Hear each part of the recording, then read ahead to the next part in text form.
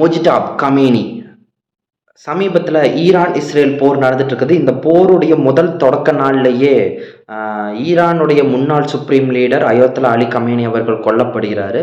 அதுக்கடுத்து யார் அடுத்த சுப்ரீம் லீடராக வருவாங்க அப்படின்னு எல்லாரும் எதிர்பார்த்துட்டு இருந்த நிலமையில இப்போ மொஜிடாப் கமேனி அந்த கமேனி அவருடைய பையனை இப்போ சுப்ரீம் லீடராக வந்திருக்காங்க. பொதுவாகவே வாரிசுக பதவிக்கு வர்றது அப்படின்னா வாரிசுக அந்த பதவியை நல்லா அனுபவிக்கவும் அந்த பதவியை வச்சு நல்லா இன்னும் சம்பாதிக்கவும் பெயர் புகழ் எடுக்கவும் நல்லா அதிகாரத்தை கைப்பற்றவும் தான் வாரிசுக பதவிக்கு வருவாங்க.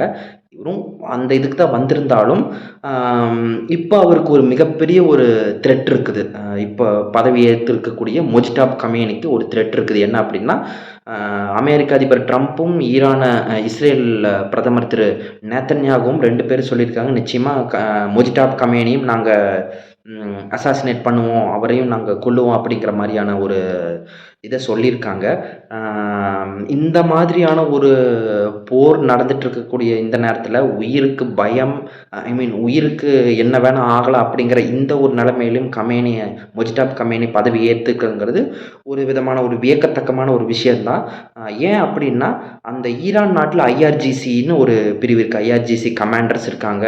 அந்த ஐஆர்ஜிசின்னு ஒரு இது இருக்குது. அது அவங்க எல்லாமே ஒரு கொள்கை பிடிப்பு உள்ள ஒரு கொள்கை அடிப்படையில் அந்த இஸ்லாமிய மதம் சார்ந்த அந்த மதப்பற்று உள்ள கொள்கை உள்ள ஆட்கள் தான் அந்த ஐஆர்ஜிசியில் இருப்பாங்க. அந்த ஐஆர்ஜிசியில் இருந்த கமேனி அவர்கள் தான் இப்போ சுப்ரீம் லீடராக பதவி ஏற்றிருக்காங்க. ஸோ இப்போ போர் சூழ்நிலைங்கிறதுனால இப்போ அது தமிழ்நாடு வரைக்கும் அது பாதிப்பு வந்துருச்சு. எப்படி அப்படின்னா இப்போ எரிவாயு கேஸ் சிலிண்டருக்கெல்லாம் தட்டுப்பாடில் இருக்குது. அதனால் இப்போ இங்கே இருக்கக்கூடிய சிறு குறு தொழிலாளிகள், சிறு குறு பேக்கரிஸு, உணவகங்கள் இதெல்லாமே மூடப்படக்கூடிய சூழ்நிலைக்கு வரலாம் அப்படிங்கிறத ஒரு சிலர் சொல்கிறாங்க. சிலர் அதுக்கெல்லாம் வாய்ப்பு இருக்காது, எப்படியும் அந்த தட்டுப்பாடெல்லாம் நம்ம சமாளிச்சிடலான்னு அப்படின்னு சொல்கிறாங்க. இன்னொரு பக்கம் என்ன அப்படின்னா அரபு தேசங்கள், கல்ஃப் கண்ட்ரீஸில் இருக்கக்கூடிய நம்ம தமிழர்கள், இந்தியர்கள் திரும்பி வரணுன்னால நிறைய பேர் காத்துக்கிட்டு இருக்காங்க. அவங்களெல்லாம் மீட்டெடுக்கணுங்கிற அந்த ஒரு இதுவும் போயிட்டுருக்கு. ஸோ இது ஒரு இப்போ சமீபத்தில் நடந்துகிட்ருக்கிறது உங்ககிட்ட கொண்டு வந்தேன். தயவு செஞ்சு மக்களே சப்ஸ்கிரைப் பண்ணிட்டு பாருங்கள். நீங்கள் சப்ஸ்கிரைப் பண்ணி பார்த்தா தான் எனக்கு ஒரு உத்வேகம் கிடைக்கும். நன்றி.